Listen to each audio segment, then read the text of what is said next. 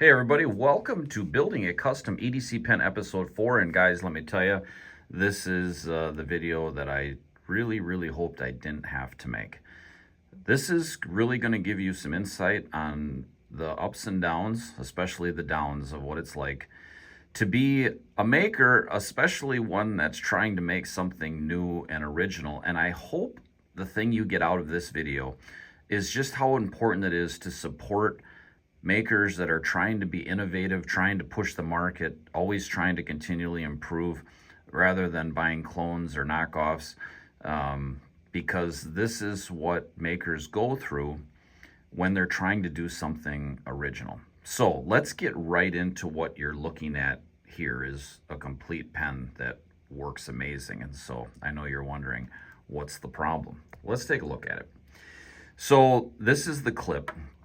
First thing I want to point out is the little serrations we added on the side.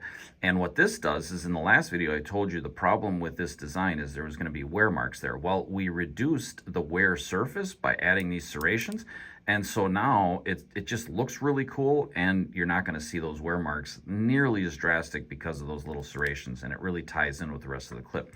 You can see this nice taper that we've got with these horizontal machining lines to vertical, and these are on the taper where it's going to give you a little grip when you release the pen. You can see we went back, we had the round surface into the square, now we just kept it all square, and that helped with actuation. So this thing actuates, it's so good. Like, it just feels so amazing.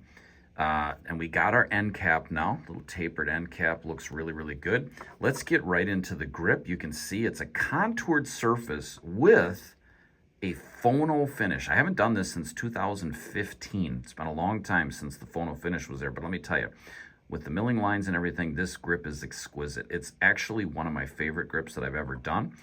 And then you can see the nose cap. This is still the cam pen nose cap. We're definitely going to change this, probably do a double angle like I did with the Reddick cam pen, for those of you that are familiar with that. And so now at this point, the other thing I can tell you is on this clip, when you look at the clip from this direction, it looks a little plain. We have a tool coming that I think is going to be here today where we're going to add some three-dimensional chamfers on here. It's going to look really cool. But other than that, that was pretty much going to be it. The chamfers, the different nose cap.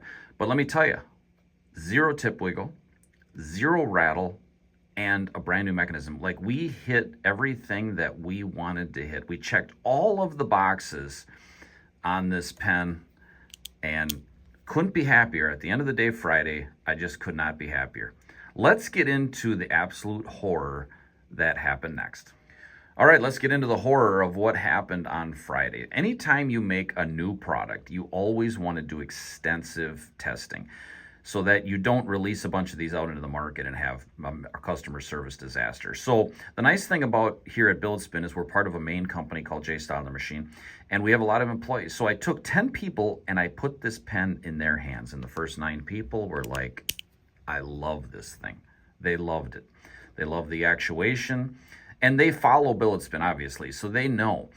And they were excited for you guys. They were excited. They think this thing is going to be a big hit. It was really cool. Then we got to the 10th person. And the 10th person has thumbs shaped differently than the other 9 and myself. And what he did was so if you look at how you actuate this, you want to push the clip this way. You don't want to push it down. And it collapses because of that's how the mechanism works, right? And then you release it this way. Well, he could not push it forward because of the shape of his thumbs, very rounded thumbs. So what he would do is he would push it like this, and then it would just come back. And no matter how hard he tried, and he wanted it to work, like, it just killed him that he couldn't do this. So then he would take his thumb like this, and he would be like, oh, it works. And I'm like, no, can't have that. He could not get it to work with his thumb like this. And he tried, believe me, he tried. And as soon as I saw that, I literally, honest to gosh, guys, I could have cried, because I knew at that point that if I sell thousands and thousands and thousands of these, there's going to be a portion of you that are not going to be able to actuate this pen. And when you spend the kind of money that we charge for the products like this, I want you guys to be so happy with it. And I knew that some of you would not be happy with this pen. And so for that reason, we have to basically almost start over. Now, that's the bad news. That's the bad news. Going from a complete pen where I thought I had this thing dialed to starting over. It is a terrible feeling, but I had a contingency plan. I always was going to offer a separate version of this mechanism where the mechanism stuck out the back and you would work it as a push button. I wanted to do a clip only actuate release, but unfortunately that's just not going to happen at this time. Now, I did think about changing the clip design to make it easier for him, but the problem is when you do this with thousands and thousands and thousands of pens, somebody's eventually not going to be able to actuate it. So I need to just get away from that for now.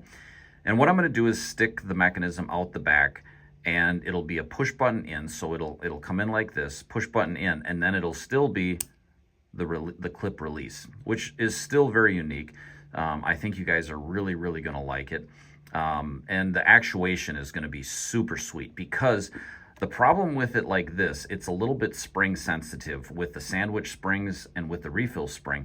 Having the push button is going to allow you, it's going to give it a better click for sure, both directions. You'll be able to use a stronger spring in the front, and it's really positives. It's just now I have to go out there and spend more time getting that prototyped. But that's where we're at. I'm excited to get out there and get this figured out. My hope is that I will get this done this week, and I really hope that episode 5 is much better news than what episode 4 is. But that's why we're doing this series, so that you guys can see really what it's like. And the problem I've got right now, to be real with you guys, we have a ton of cost already in this. I have 4 machines that are tied up on this, and I have employees that have nothing to do right now because all the machines are tied up, and it's a lot of stress. It's a lot of stress. Now, this is all part of it. I'm not trying to make you feel sorry for me, but I just want to be real with you guys that this is what it's like when you make original things, original mechanisms. These are the trials you go through, and this is why a lot of people just don't do this type of stuff. But I feel, to push the market forward, that these are worthwhile prices to pay. And I think when it's done, it's going to pay big dividends, because I think you guys are really going to like it. So that's all I got for episode 4. Thanks for watching. I'd love to hear some feedback on what you think. Like I said, not looking for pity, but I feel like somebody, like a little dog that got kicked to the curb right now, but we're down, but we're not out. So episode 5 hopefully coming soon. You guys have a great rest of your week.